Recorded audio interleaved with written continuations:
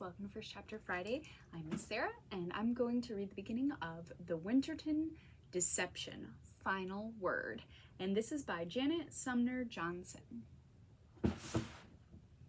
So this book is about Hope, and she really hates rich people, thinks they're all super snobby, and she especially hates this family that lives in her town called the Wintertons. They're the richest people, they own everything, and she really hates them until she finds out that somehow her dad is actually related to them, which means she's related to the Wintertons.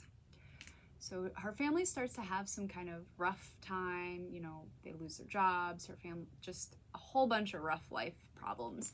So they decide to enter the spelling bee that the Wintertons family holds every year. It's a charity spelling bee so that they can win money and basically save their family. So Hope wins the first round, and while she's in the final round, it's actually at the Manor.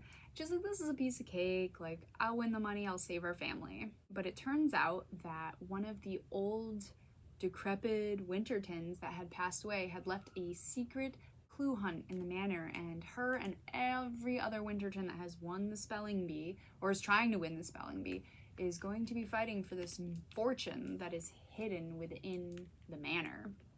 So we get to find out if Hope gets to do it and save her family and beat out the snobby Wintertons, and she'll find out some crazy secrets along the way. All right, so the beginning is the prologue. It rained the day we went to see Brandon Winterton's grave. The tombstone was a large, gaudy thing with an obelisk sticking out of the top.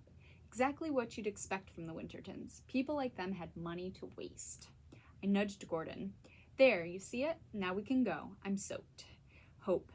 Exasperation dripped from his voice. Can you give me, one more second? This is our father, In name only. I stomped in a puddle and watched the mud squish up the side of my shoe. Figured. Besides, I'm older, you have to listen to me, and I say it's time to go. Gordon rolled his eyes. By 12 minutes. I still don't get why you hate him so much. He's been dead almost 13 years. It's not like he abandoned us on purpose. He probably didn't even know Mom was pregnant when he died. It wouldn't have mattered. He was rich, and if he meant something to Mom, we wouldn't have had to do all the sneaking around just to learn his name. I yanked off my backpack and held it over my head as if it would keep me dry. It didn't. You don't know that, Gordon shot back as he bent down to lay his drooping flower by the grave. Really, it was a weed he'd pulled at the bus stop by school, but it was purple and pretty and way more than Brandon deserved from us. The rain roared in my ears and I shivered. Please, can we go? I haven't even read the quote. Here, I'll read it for you. To everything there is a season and a time to every purpose under heaven. So cliche. Now can we go? Jordan sighed. Just stop. I didn't have a watch, but I glanced at my wrist anyway. Raindrops splattered against my skin. Mom will be worried. She's at work. She might call to check on us. Gordon didn't answer, staring at the grave as we got more and more soaked. After an eternity or so, he finally looked up. Don't you ever wonder what it'd be like to have a dad? Someone to kick a soccer ball around or play chess with? Someone to help so Mom didn't have to work all the time? I let out a long breath, watching the white clouds swirl in the rain before disappearing, just like my hopes about our dad had. You know I do. That's why we started this whole thing. Gordon wiped his sleeve across his wet face. Would he help us with homework? Would he know how to cook? Would he come to my soccer games? Or would he be the kind who's too busy at work? Would he tuck us in? Would I still want him to? I hugged myself, trying to stay warm. I know you don't want to be here, Hope, but I do. Gordon's eyes shifted to me, but I couldn't keep his gaze. I did understand, more than he realized. I'd asked all those questions too. Well, maybe mine involved a math league competition instead of soccer. But even if Brandon was still alive, I'd lost all interest in meeting him the second I'd seen his last name. The Wintertons had more money than we could imagine.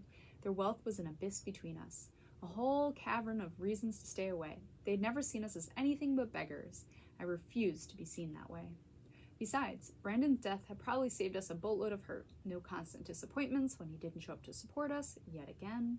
I'd seen that enough with my friends at Mayfield Middle, who'd spent whole competitions watching the crowd so distracted they'd miss half their questions.